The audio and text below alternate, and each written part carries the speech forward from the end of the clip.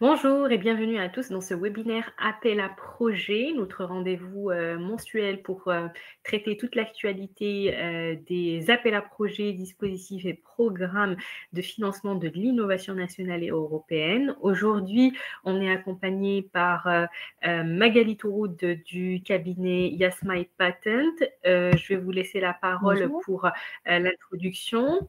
Et avant, je vous donne le programme à l'ordre du jour. On va traiter les appels à projets nationaux ANR. L'appel à projet générique ANR est lancé depuis le mois de juillet dernier. On va revoir toutes les modalités de cet appel à projet. Mon collègue Alexandre Hervin, coordinateur du Hub Cyber, vous présentera le dispositif, le pacte cyber PME.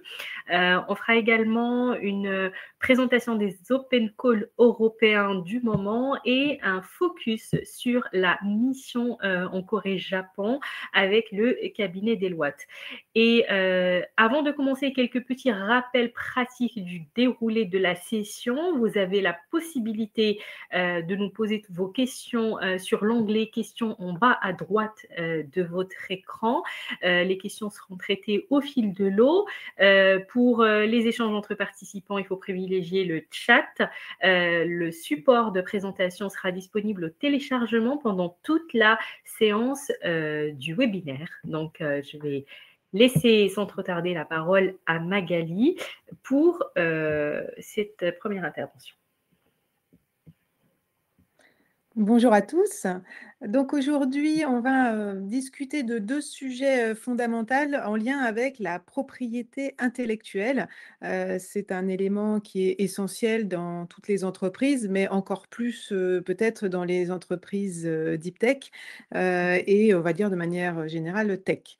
Aujourd'hui, le focus que j'ai souhaité faire, il est sur deux points essentiels. Le premier, c'est ce qu'on appelle la liberté d'exploitation. En gros, s'assurer qu'on n'est pas dans le brevet de quelqu'un d'autre et donc en position d'être contrefacteur. Et le deuxième focus est sur les contrats, contrats de collaboration de recherche, NDA, contrats de prestation de services, où on constate, nous, au quotidien, qu'il y a beaucoup d'entreprises qui peuvent faire attention à protéger leur propriété intellectuelle, par exemple en déposant des brevets ou en faisant des dépôts à l'APP pour leur code informatique. Mais quand vient le jour de signer un contrat avec un partenaire, des fois ne font pas aussi attention et ça engendre des situations qui peuvent parfois être dramatiques. Voilà les deux focus d'aujourd'hui. On a à peu près 15 minutes, donc on va avancer rapidement. Alors, la première chose qui me semble importante, c'est de rappeler à quoi sert un brevet, parce qu'on pense souvent que ça sert uniquement à se protéger contre la contrefaçon et en fait, il faut, comprendre qu'un brevet, avant toute chose, c'est un outil qui permet de publier de l'information, puisqu'au bout de 18 mois, un brevet est publié. Donc ça montre qu'on travaille sur un sujet, c'est une source énorme de biblio, donc si vous souhaitez innover, avant de commencer, bah, c'est pas mal d'aller regarder les brevets, qui ont déjà été déposés dans votre domaine et ça sert aussi à créer un nouvel actif financier. Les startups qui nous écoutent ne seront pas sans ignorer que c'est un actif valorisé de manière importante par les investisseurs. Alors la contrepartie de tout ça, de cet actif financier, de ce monopole, c'est qu'il va falloir publier l'information et qu'il va falloir divulguer l'intégralité de ce qui fait que l'invention fonctionne. Donc ça, c'est vraiment à prendre en compte. Donc si on est par exemple dans une innovation duale avec des applications défense, évidemment, on doit faire très attention parce qu'on ne peut pas publier, laisser publier dans Google tous les éléments. Alors, la définition légale du brevet, je vous la donne parce qu'en fait, tout y est et elle me semble toujours importante à rappeler. C'est que le brevet, c'est un titre qui va conférer au titulaire un droit exclusif d'exploitation d'une invention brevetable pour un territoire déterminé et pendant une durée déterminée. Ça veut dire que si j'ai un brevet qui est uniquement français, je ne vais pas pouvoir attaquer les contrefaçons en Suisse, en Belgique, en Chine, aux États-Unis. Donc ça, c'est vraiment important. Et pendant une durée déterminée, donc c'est 20 ans à compter du dépôt. Pourquoi c'est important pour le sujet qui nous préoccupe, là, de la liberté d'exploitation? C'est que si je lance un produit sur le marché en France, je dois vérifier du coup s'il existe des brevets de mes concurrents en France et en vigueur, c'est-à-dire qu'ils sont bien dans les 20 ans et pour lesquels ils ont payé une taxe pour le maintenir en vie pendant ces 20 ans. S'il existe un brevet extrêmement intéressant, mais qui est uniquement aux États-Unis, ça veut dire que je suis libre de l'exploiter en France et en Europe et dans les autres pays. Et donc, on peut avoir comme ça des technologies hyper intéressantes qui sont libres d'exploitation, notamment d'entreprises américaines qui ne prennent pas toujours la peine de déposer les innovations en Europe. Donc, c'est un point vraiment très important à prendre en compte. Et donc, il y a beaucoup d'innovations qui, en fait, même de grands comptes, hein, qui sont libres d'exploitation en Europe. Par contre, évidemment, il faut garder en tête que le jour où on voudra adresser le marché, par exemple américain, il risque d'y avoir un souci. Alors, qu'est-ce qu'on dit, quand on entend droit exclusif d'exploitation? Ça veut dire, quand j'ai un brevet, j'ai un monopole, mais un monopole pourquoi? Qu'est-ce que je peux interdire? Parce qu'en fait, avoir un brevet, c'est pas le droit de faire quelque chose. Je peux tout à fait avoir un brevet et en fait être dépendant du brevet d'un de mes concurrents et donc de me retrouver dans une situation d'avoir fait un perfectionnement et pour autant, je ne peux pas vendre mon produit sans, avoir une licence, du brevet initial de mon concurrent. Ça, c'est une situation qui arrive souvent. Nous, on a des clients qui pensent que parce qu'ils ont, obtenu un brevet, ils ont le droit de l'exploiter et c'est pas, aussi simple que ça. Quand j'ai un brevet, j'ai pas le droit de faire, donc j'ai pas le droit forcément d'exploiter mon invention, si j'ai pas fait attention à la liberté d'exploitation, mais j'ai le droit d'interdire. Alors, j'ai le droit d'interdire quoi? Bah, j'ai le droit d'interdire, plein de choses, hein, à mes concurrents. Donc j'ai le droit d'interdire qu'ils fabriquent, mon invention. J'ai le droit d'interdire qu'ils l'offrent, qu'ils la mettent dans le commerce, qu'ils l'importent et même qu'ils la détiennent. Alors, souvent on dit: «Oh là là, mais invention, brevet, détenir, offrir une invention, mettre dans le commerce une invention». C'est exactement la même, réglementation qui s'applique pour les polos Lacoste. Donc de manière claire, vous savez très bien que vous n'avez pas le droit d'aller, en Turquie ou à Marrakech et d'importer, un polo, un faux polo Lacoste. Vous n'avez pas le droit d'en détenir un. Si à la douane, vous portez sur vous un faux polo Lacoste, vous pouvez avoir des ennuis parce que c'est de la contrefaçon. Vous n'avez pas le droit d'en fabriquer, dans votre garage et de les mettre en vente, sur les puces à Saint-Ouen. Donc en fait, on met des mots comme ça, offre, mise dans le commerce, fabrication, mais en fait, intuitivement, vous savez parfaitement, ce qui n'est pas, possible de faire et ça vaut aussi pour les inventions. Ça veut dire qu'avant de se lancer dans un projet, surtout avant de l'industrialiser et de penser à la vente, mais moi je pense même avant même de mettre 1 € et 1 heure de son temps sur un projet, c'est important en fait d'aller vérifier les brevets qui existent. C'est important dans sa biblio de ne pas omettre les brevets et de vérifier avant toute chose si je ne suis pas en train d'avancer dans ce que j'appelle un marigot, justement plein de crocodiles, où finalement il y a déjà beaucoup de concurrents qui ont déposé des brevets, qui les ont peut-être obtenus, qui ont peut-être internationalisés, et notamment en Europe. Et peut-être que d'ailleurs, à un moment, dans ma R&D, je vais avoir 2 voies possibles. Et bah, plutôt que de privilégier une qui m'a l'air, ou plus simple, ou plus rapide, ou moins coûteuse, je devrais prendre en compte laquelle est peut-être, la plus libre d'exploitation. Si vous connaissez cette analogie de l'océan bleu et l'océan rouge, l'océan bleu, c'est celui, où il n'y a, pas de requins, où on peut nager librement et l'océan rouge, il y a beaucoup de requins, de piranhas, voilà, tout le monde s'écharpe et il y a du sang partout et donc c'est l'océan rouge. Bon, bah, typiquement, c'est important d'aller regarder les brevets qui existent pour se demander s'il ne faudrait peut-être pas prendre la voie qui est plutôt océan bleu. Alors c'est particulièrement vrai quand on rentre dans des domaines, comme, la 5G, comme le new space, comme le quantique. Le quantique, on multiplie, le nombre de brevets par 10 tous les 5 ans. Donc évidemment, quand on regardait les brevets il y a 10 ans, bah, il y avait pas grand-chose et aujourd'hui, ça commence à être la foire d'empoigne et il est tout à fait possible que vous ayez des grands comptes qui commencent à avoir des brevets de base, qu'ils internationalisent et que vous soyez en situation d'être, bah, potentiellement attaqué pour contrefaçon par, une petite ou une grande entreprise. Il faut aussi savoir que, les procédés, hein, peuvent être, brevetés et donc on peut être contrefacteur d'un procédé, donc un process industriel par exemple et également ce qu'on appelle la fourniture de moyens essentiels. Bon, la fourniture de moyens essentiels, c'est un mot compliqué pour dire qu'en gros, vous avez vendu le polo blanc sans le crocodile, mais qu'en le vendant, vous avez indiqué qu'on pouvait aller, contacter son copain Bernard qui lui vend les petits crocodiles, on n'a plus qu'à les coudre. Donc, vous allez dire: «Moi j'ai fait que des polos blancs», on va vous répondre: «C'était un moyen essentiel pour faire de la contrefaçon et en plus, vous saviez parfaitement que c'était pour fabriquer des faux polos Lacoste, donc vous seriez attaqué en contrefaçon tout pareil. Donc ça marche pour les machines, ça marche pour des moteurs, ça marche pour beaucoup de choses. Vous pourriez ne vendre qu'une partie, hein, de l'invention et pour autant être attaqué en contrefaçon. Voilà pour la liberté d'exploitation. C'est, à mon sens, quelque chose qui mérite qu'on y passe évidemment plus de temps, hein. On avait discuté avec le pôle de peut-être faire une formation qui serait un peu plus longue sur ce sujet-là, mais je tenais à vous alerter, notamment pour la partie biblio, sachant qu'il y a des choses que vous pouvez faire vous-même, hein. Il y a des bases de données gratuites comme, EspaceNet, hein, c'est la base de l'Office européen des brevets, EspaceNet. Il y a Google Patents, enfin voilà, on peut aller soi-même déjà commencer à regarder s'il n'existerait pas des brevets de concurrents. Pour la deuxième partie de alors, s'il y a juste un petit élément, sur la liberté d'exploitation que je voulais rappeler, c'est que si vous avez des brevets, et que vous êtes libre d'exploitation, vous êtes dans la case monopole et vous allez être très à l'aise. Vous allez pouvoir exploiter votre marché librement. Si vous n'avez pas de brevet, mais que vous êtes libre d'exploitation, finalement, ça veut dire que votre invention, elle est pas très intéressante. Dire que personne ne l'a brevetée avant vous, vous-même, vous ne l'avez pas brevetée, tout le monde peut l'exploiter, vous comme les autres. Bon, c'est un peu ce qu'on appelle une invention de domaine public. Et après, bah, c'est les 2 autres cas, c'est ceux qu'on trouve les plus souvent.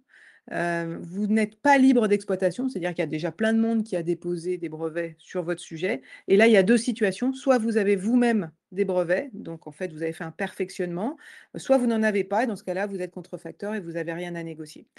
Évidemment, il vaut mieux se trouver dans la case perfectionnement, celle où vous allez pouvoir négocier quelque chose, peut-être une licence du brevet de votre concurrent et c'est pour ça que c'est important de vérifier et qu'on a des brevets pour protéger ces innovations et la liberté d'exploitation et c'est pas un ou et c'est vraiment un et le dernier point sur la liberté d'exploitation très important, les brevets sont publiés au bout de 18 mois, donc même si vous regardez dans les bases de données au nom de votre compétiteur et que vous ne trouvez rien, ça ne veut pas dire qu'il n'a pas déposé de brevet, ça veut dire qu'il n'en a pas déposé il y a 18 mois ou plus tard et peut-être dans les 18 derniers mois, il y a eu quelque chose, de l'importance de vérifier régulièrement et de remettre à jour.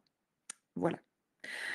Alors ça, je vais passer. Sur la partie contrat, ce qu'on constate, c'est qu'il y a beaucoup de méconnaissances, en fait, sur les contrats, même les plus basiques. Alors, je ne vais pas refaire tout un cours, évidemment, sur les contrats en 5-6 minutes, ça va être un peu compliqué. Néanmoins, il y a des points qui sont essentiels pour préserver votre propriété intellectuelle et votre capacité à obtenir des brevets plus tard. Le tout premier contrat, celui qu'on signe le plus classiquement, c'est le NDA, donc c'est le contrat de confidentialité. Le premier point à vérifier, c'est qu'il soit bien bilatéral. On voit des fois, un grand compte qui va proposer à une start-up des contrats de confidentialité unilatérales. C'est-à-dire, je vous donne de l'information, mon information est protégée, mais celle que vous me donnez ne l'est pas. C'est important que, ça soit vraiment, toujours bilatéral parce que pendant la discussion, on peut donner des informations qu'on ne pensait peut-être pas essentielles au départ et qui le viendront. Le fait même d'ailleurs qu'on discute ensemble, être de fait une information confidentielle qui doit être protégée par la confidentialité. Dans la confidentialité, souvent, on va prévoir des clauses qui engagent, la partie avec laquelle je négocie à ne pas redivulguer mon information. Il faut toujours prévoir aussi une clause de non-utilisation, par exemple à des fins de R&D. C'est pas seulement une information que je ne veux pas qu'il divulgue, c'est une information que je veux qu'il n'utilise pas pour faire de la R&D, pour essayer, par exemple, de contourner mon innovation ou pour la dupliquer ou la reverse engineering et ça, c'est une clause qu'on voit pas souvent. Il faut toujours indiquer en annexe qu'est-ce qui a été, soumis sous le contrat de la confidentialité. C'est-à-dire que, si un jour j'ai un problème et que je vais voir le juge et je lui dis: «J'avais signé un NDA», il va me dire: «D'accord, quels sont les éléments donc confidentiels que vous aviez, communiqués sous ce contrat?» et je dois être en capacité de prouver, par exemple, bah, j'ai fait une communication, un PowerPoint que j'ai présenté chez eux. OK, vous avez une preuve? Ah bah, non, j'ai mes slides, mais est-ce que vous avez une preuve que vous avez communiqué ce PowerPoint, ces slides-là, en entier, ce jour-là, à ces personnes-là et qu'elles étaient présentes dans la salle? Non, eh bah, ce PowerPoint n'est pas couvert par le NDA.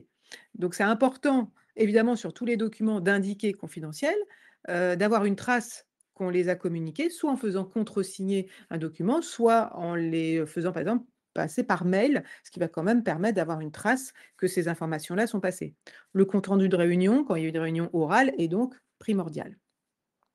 Il faut évidemment faire attention que ça s'applique aux stagiaires, aux thésards. S'il fait une thèse, ça doit être à huis clos, s'il y a de l'information confidentielle. Et le point qui est extrêmement important, et il vaut pour tous les contrats, c'est le droit applicable. Si votre NDA est signé, par exemple, avec un groupe américain et qu'à la fin, on vous dit que le tribunal compétent, c'est New York avec un droit finalement américain, pour généraliser, si un jour il y a un pépin, et c'est arrivé à un de mes clients, vous ne pourrez rien faire avec le tribunal en France. Il va vous demander d'aller à New York. Nous, pour ce client-là, on a fait faire 3 devis. Le moins cher était à 1 million de dollars pour faire respecter nos droits. Et donc, évidemment, la petite entreprise française de 15 personnes n'a pas pu déclencher d'action aux États-Unis et s'est fait piquer intégralement c'est son savoir-faire par un grand groupe américain. Donc, on exige, si possible, droit français, tribunal compétent de là où vous êtes, en général Paris. Si on n'y arrive pas, en général, on négocie, par exemple, la Suisse. Alors, la Suisse, ça passe bien. Là, on l'a signé il n'y a pas longtemps avec un grand groupe américain. C'est neutre, c'est pas chez nous, c'est pas chez eux. Et souvent, ça passe. Et dernier point, parce que c'est une jurisprudence très récente, pas de rétroactivité. Ça veut dire que si vous avez communiqué de l'information confidentielle aujourd'hui, 11 septembre, que vous vous rendez compte qu'il n'y avait pas de NDA, oups, et que vous essayez de faire signer un contrat demain en disant c'est rétroactif au début de nos échanges, c'est une clause qui sautera, hein, si un jour elle est activée, qui ne marche pas.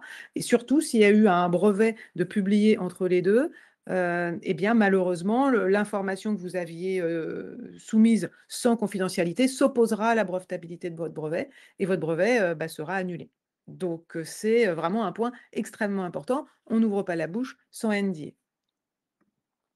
Les 2 autres contrats qu'on va voir donc très rapidement, c'est les contrats de prestation de services et les contrats de collaboration. Donc, les mêmes clauses s'appliquent par rapport à la territorialité. Pour moi, ce qui est extrêmement important, c'est de ne pas confondre les deux. Ça nous arrive très souvent de voir des contrats de collaboration de recherche qui prennent le titre de contrat de prestation de service. Et c'est en général le template d'une prestation de service. Or, quand on regarde dans les faits, les 2 parties sont tout à fait d'accord, et notamment les chercheurs qui travaillent ensemble sont tout à fait d'accord pour dire qu'en fait, c'est une collaboration, qu'ils vont innover ensemble. Et du coup, dans ce cas-là, ça ne s'appelle pas prestation de service. Et c'est extrêmement important parce qu'une prestation de service ne prévoit pas qu'il y ait une copropriété de la propriété intellectuelle. Dans une prestation de service, la propriété intellectuelle est la propriété du client qui va demander à son prestataire de faire des tâches, on va dire plutôt routinières, sans génération de propriété intellectuelle, et il n'y aura du coup pas de copropriété possible. Donc on fait attention, si on est évidemment dans le cas de la prestation, on peut rester sur la prestation, mais si on pense qu'on va rajouter du jus de cerveau et qu'il va y avoir collaboration et peut-être génération de propriété intellectuelle ensemble, il faut absolument basculer sur le template collaboration et négocier qui va être en charge de la propriété intellectuelle, qui va payer le cabinet s'il faut déposer un brevet, qui a amené quoi. Et donc, c'est ce qu'on appelle le background IP. Et on liste bien au début de la collaboration ce que chacun va amener et on se met d'accord que ce qui va sortir sera possiblement une copropriété. Voilà, j'espère avoir respecté mon temps de parole. Je pense que c'est le cas et je suis ouverte pour toutes les questions. Merci. Merci beaucoup Magali pour cette intervention.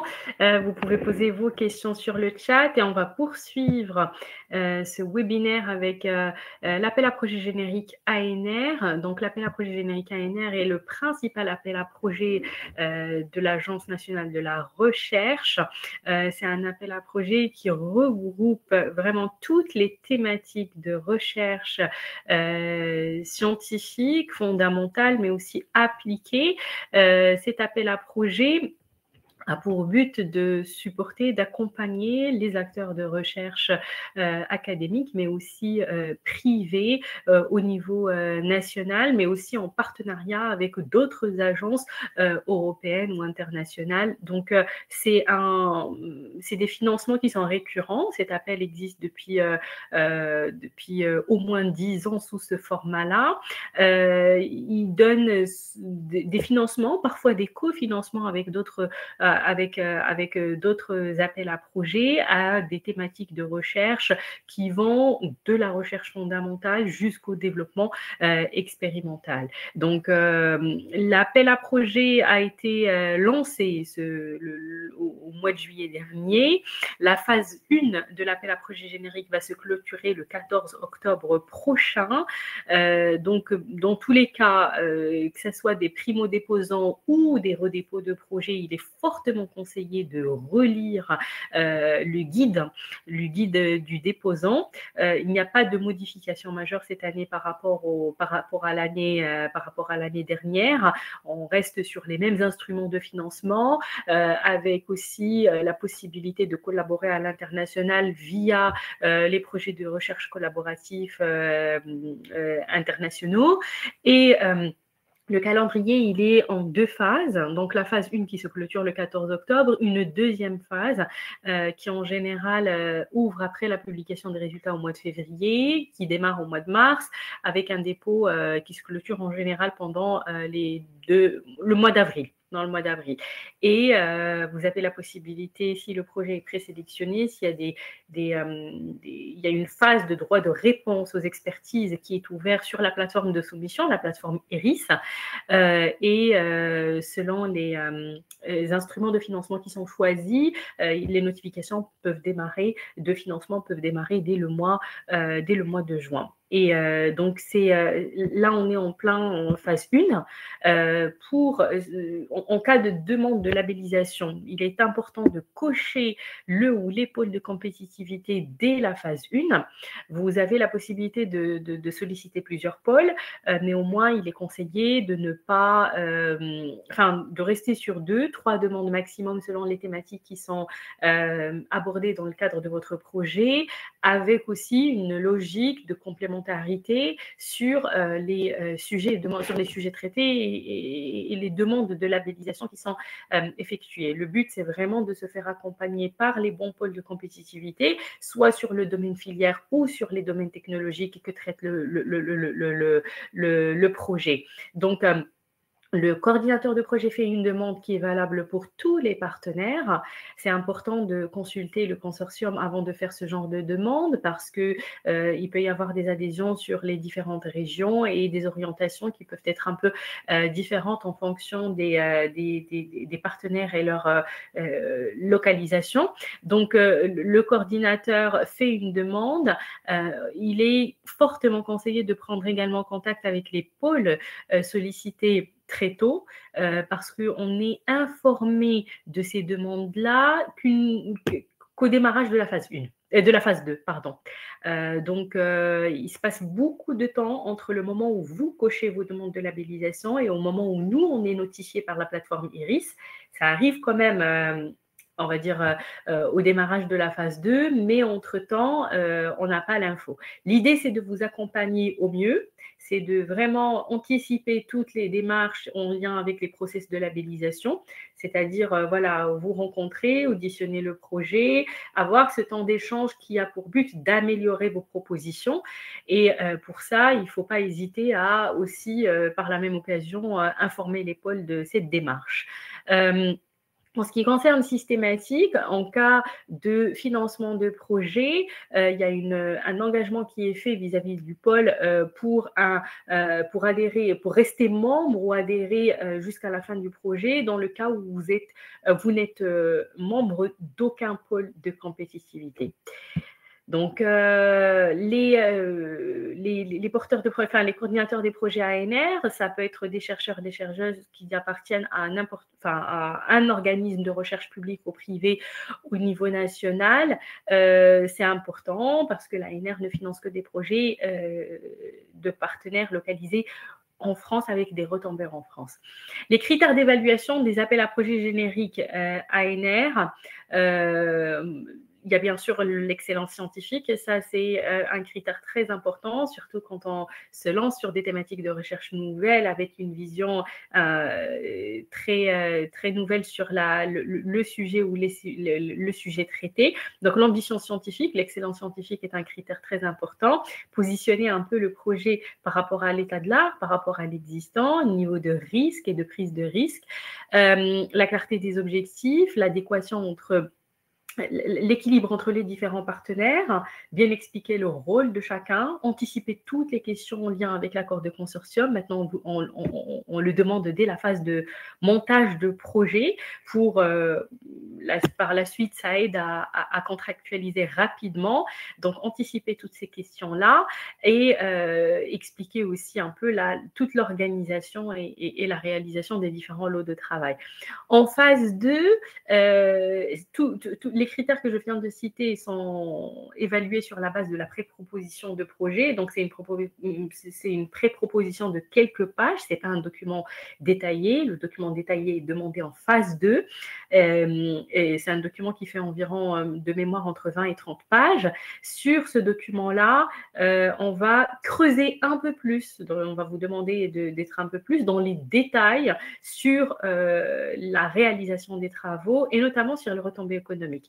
Donc, nous, pôle de compétitivité, on est surtout pertinent pour évaluer des projets qui ont aussi une vision de transfert de résultats vers le monde socio-économique et qui ont des résultats qui vont être valorisés. Donc, principalement, sur l'instrument de financement de recherche collaborative,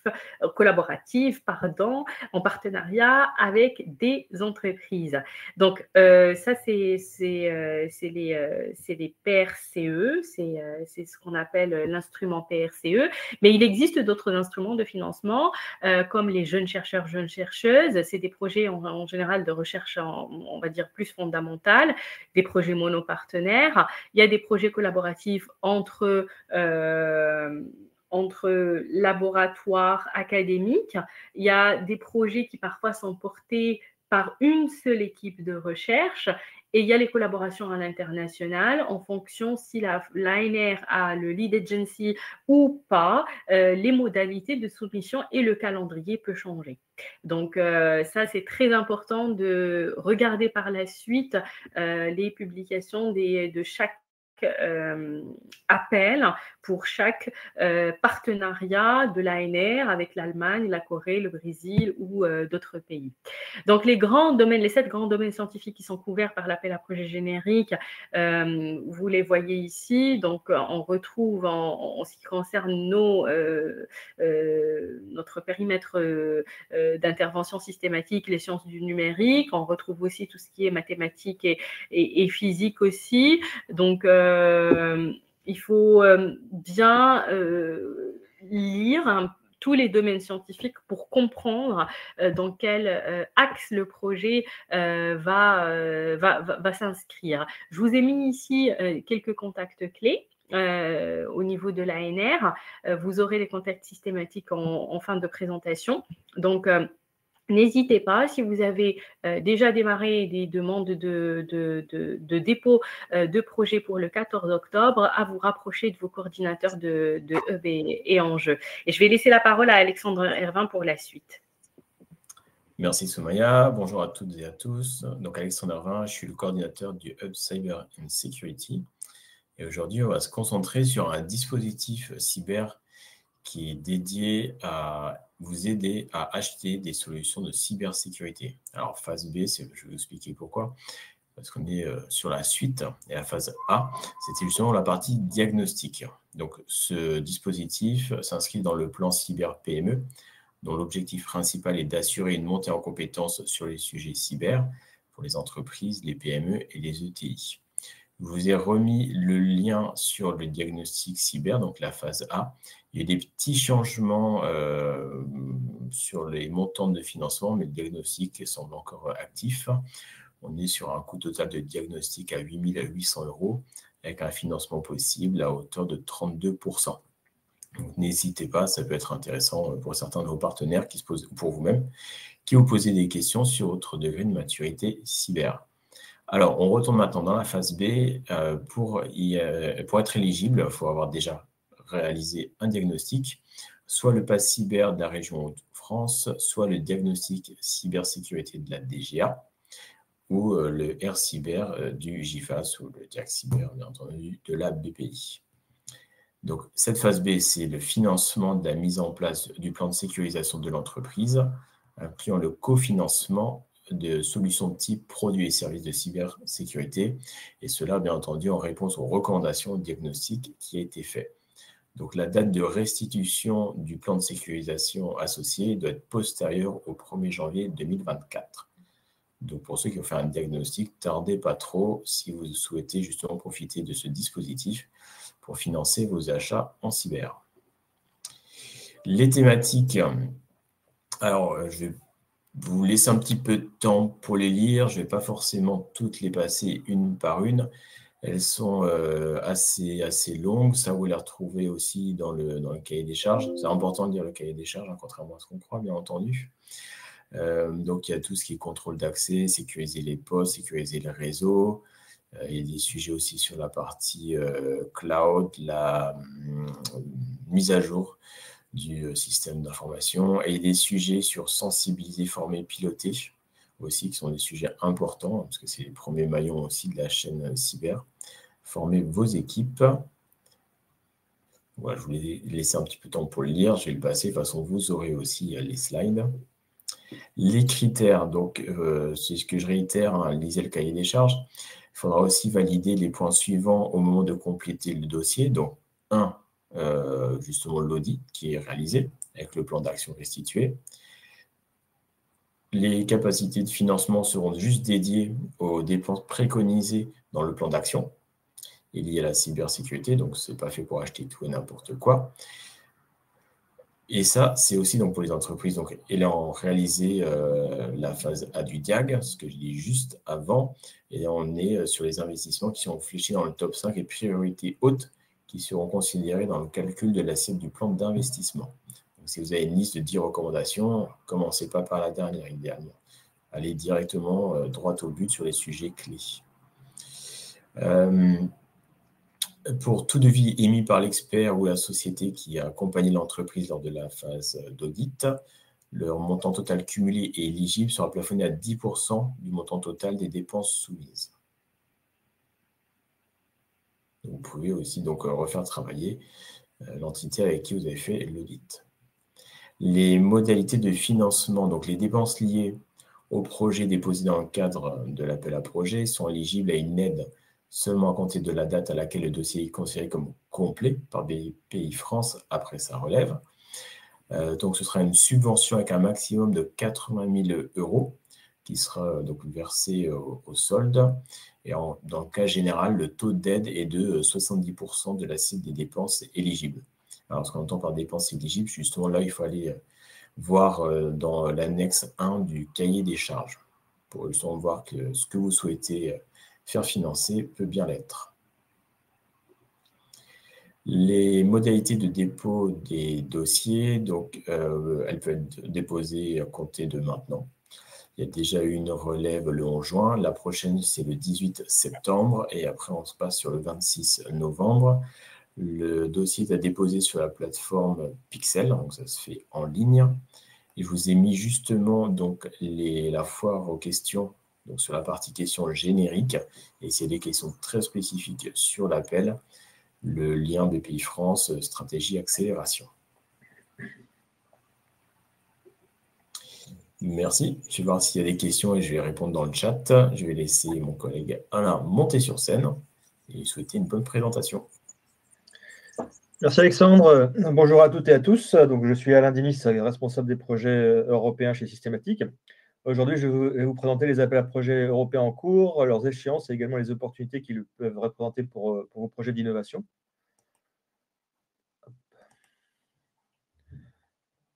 Alors, avant d'entrer dans le détail de chaque projet, je vous rappelle le principe du cascade funding, qu'on appelle aussi FSTP. C'est un mécanisme de redistribution de subventions européennes à destination des startups, PME et ETI. Ils représentent jusqu'à 70% du budget total de certains projets et les financements prennent la forme de mini-grants, de programmes d'accompagnement ou encore de transferts de connaissances. Alors, le premier appel à projet dont je souhaite vous parler, c'est CyberSecDom. Il s'agit d'un projet centré sur la cybersécurité avec une approche innovante. La solution proposée est modulaire, basée sur l'intelligence artificielle et enrichie de fonctionnalités immersives comme la réalité virtuelle ainsi que des outils de collaboration en temps réel. L'objectif principal est de valider la plateforme intégrée dans des environnements critiques réels, par exemple dans les secteurs de l'énergie, de la santé, de la finance, de l'industrie manufacturière ou encore dans les smart cities. Le financement peut aller jusqu'à 120 000 euros par projet, avec un taux de 100% pour les PME et 50% pour les autres partenaires. Cet appel à projet s'adresse à des PME seules ou à des petits consortiums de maximum 3 partenaires, incluant potentiellement des grands groupes, des académiques ou des centres de recherche, mais toujours pilotés par une PME. Pour cet appel à projet, la deadline pour candidater est fixée au 30 septembre 2025.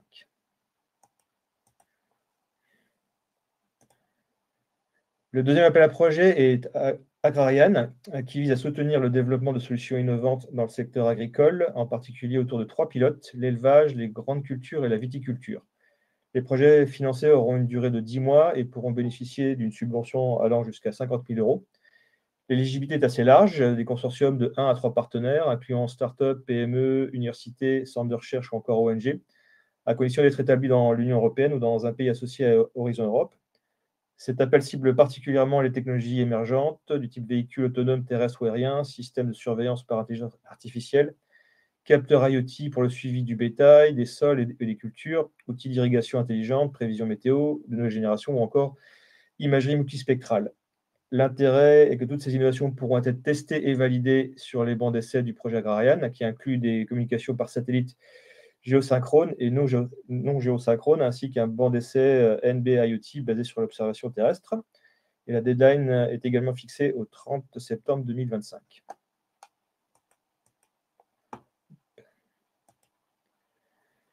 Le troisième projet, c'est AI Edge, qui concerne les projets collaboratifs en intelligence artificielle à la périphérie de ce qu'on appelle l'edge computing. L'idée est de soutenir des projets de TRL 4 à 5, c'est-à-dire des développements encore en phase pré-industrielle qui vont chercher à répondre à des défis industriels concrets.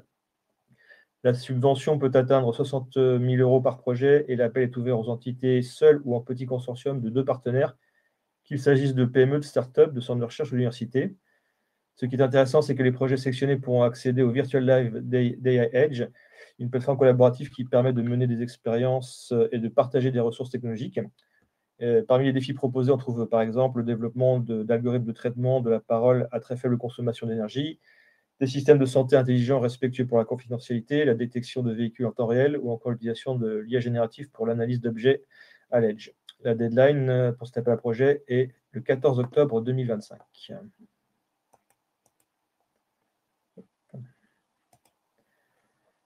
Le quatrième appel à projet est Cosmic, qui vise à intégrer des solutions innovantes basées sur l'intelligence artificielle et les données dans le secteur de l'énergie. Les projets sélectionnés devront atteindre un niveau de maturité technologique TRL 6 à 7 et seront intégrés à la plateforme Cosmic lors de 15 pilotes de grande échelle en Europe, notamment en Espagne, Belgique, Portugal, France, Irlande et Finlande. Chaque bénéficiaire pourra obtenir jusqu'à 150 000 euros avec un taux de financement de 70%. L'appel couvre un large éventail de défis liés à la transition énergétique et climatique, simulation de nouveaux matériaux pour la construction, conception de systèmes de refroidissement urbain, modélisation des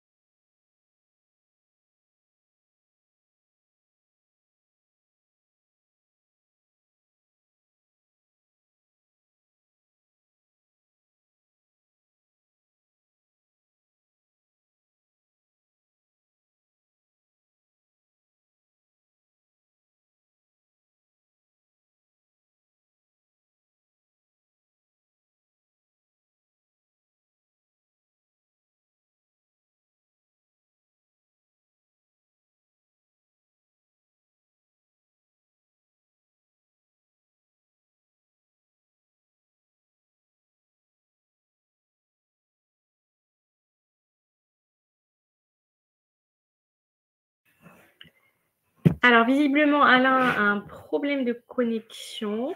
Bon, il était sur la fin de sa présentation. Il nous a présenté l'appel cosmique, mais il y a un autre appel à projet, Unfield, qui est également ouvert, qui va se clôturer le 31 octobre prochain. C'est un appel à projet principalement qui s'adresse au Hub IA, Industrie, Services, Open Source et Territoire, qui a pour information clé de répondre à des défis spécifiques qui contribuent à des recherches dans le domaine de l'intelligence artificielle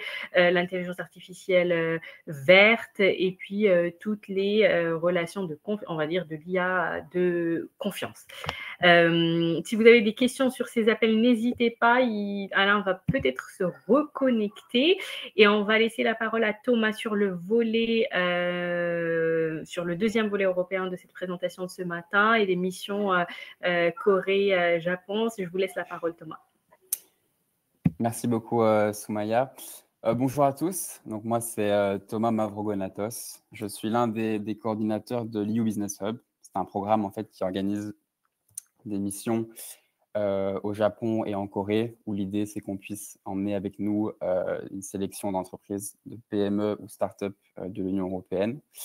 C'est un programme, en fait, qui est la dernière édition d'une initiative beaucoup plus ancienne, qui est le programme EU Gateway, qui existe depuis maintenant plus de 30 ans.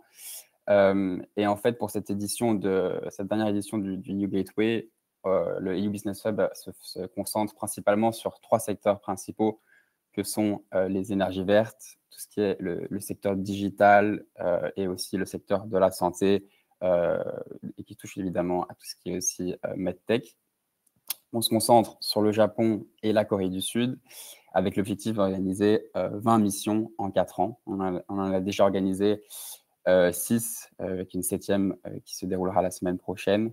Et comme je viens de vous le dire, on sélectionne à chaque fois 50 PME et startups pour ces missions-là. Et donc aujourd'hui, je voulais vous présenter notre prochaine mission, KIMES 2026, qui se déroulera du coup du 18 au 22 mars l'année prochaine à Séoul. KIMES, c'est donc un des plus grands salons en Asie dans le secteur de la santé. Et on aura la chance cette année d'avoir notre propre pavillon au sein du salon, avec du coup 50 booths. Chaque entreprise sélectionnée aura du coup son propre booth. Il faut aussi savoir que ce que propose la mission, ce n'est pas uniquement une présence au salon. On a également une équipe en Corée, une équipe locale du coup qui sera en contact très régulièrement avec vous les mois précédant le début de la mission, pour justement s'assurer que vous puissiez rencontrer le plus d'entreprises ou d'institutions une fois sur place. Et au-delà de ça, on a également un support financier qui est offert aux entreprises sélectionnées, mais j'y reviendrai un peu plus tard.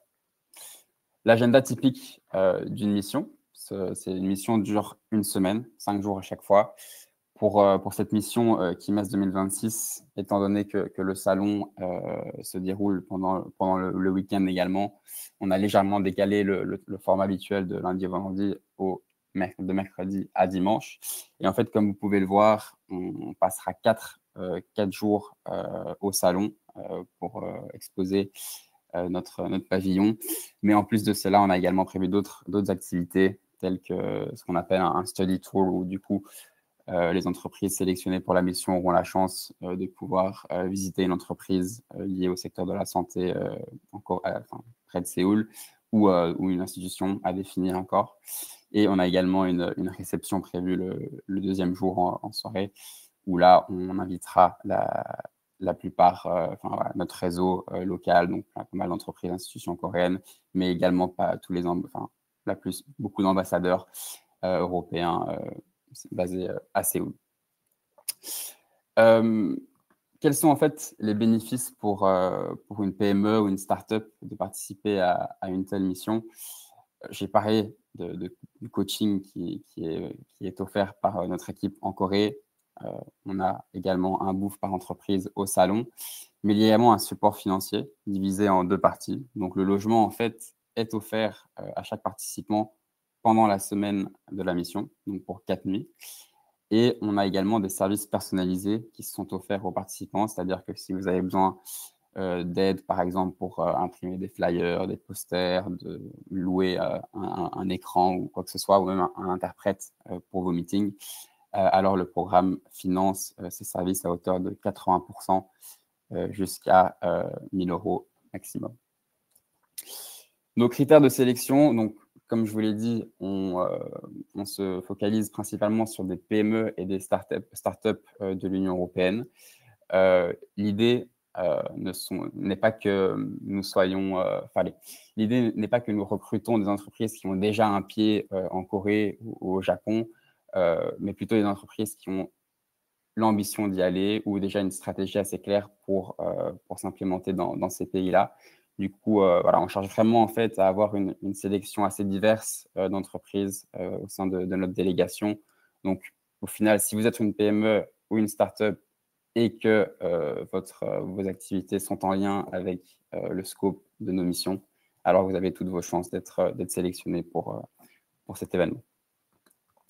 Comme vous pouvez le voir ici, on cherche vraiment des entreprises actives dans divers sous-secteurs de la santé.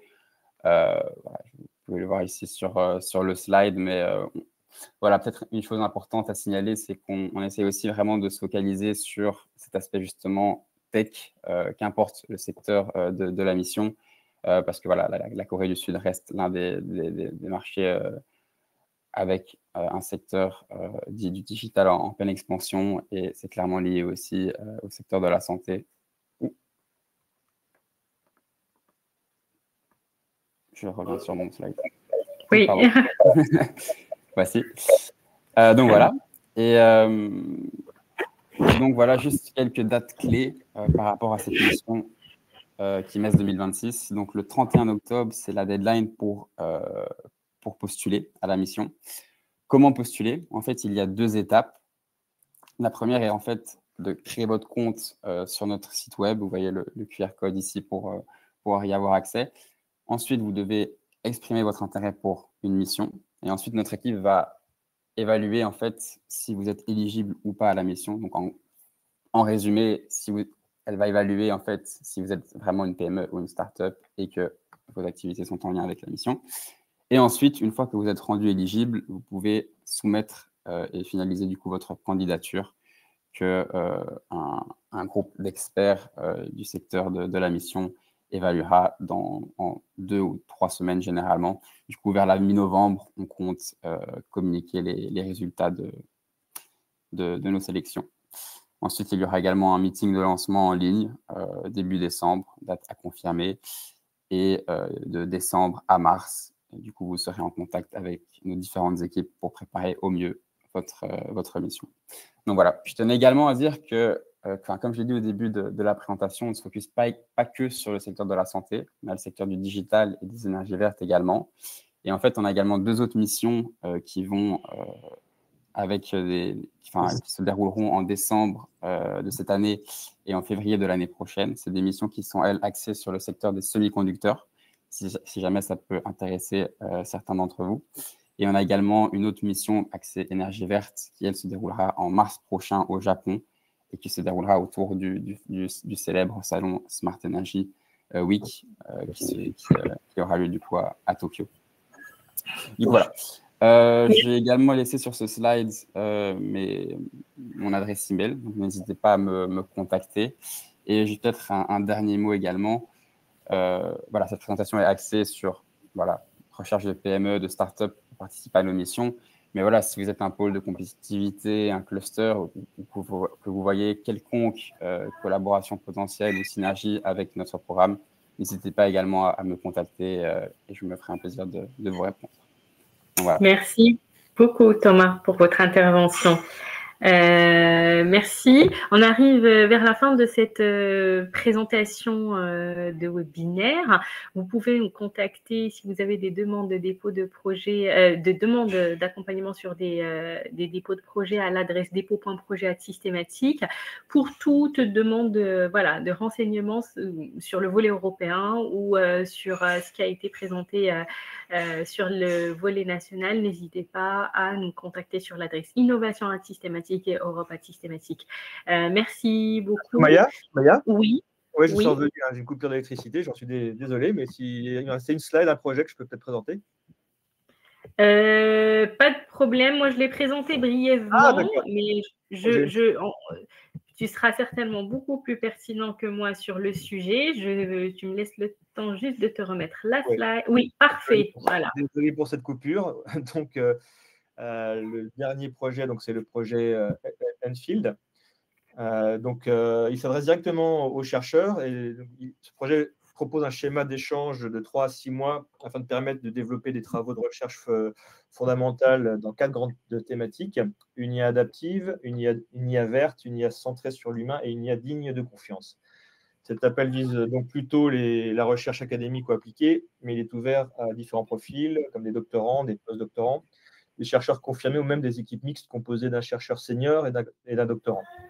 Le financement peut aller jusqu'à 14 400 € par projet, mais au-delà de ce financement, l'intérêt principal est de rejoindre une communauté scientifique internationale et de renforcer sa visibilité et de contribuer à des travaux de recherche de pointe. Et pour ce projet, la deadline est fixée au 31 octobre 2025. Voilà. Parfait. Vous avez pu avoir une petite vision des projets en cours, et puis l'équipe Europe reste à votre disposition si vous avez des intérêts pour tel ou tel projet. Parfait. Merci beaucoup.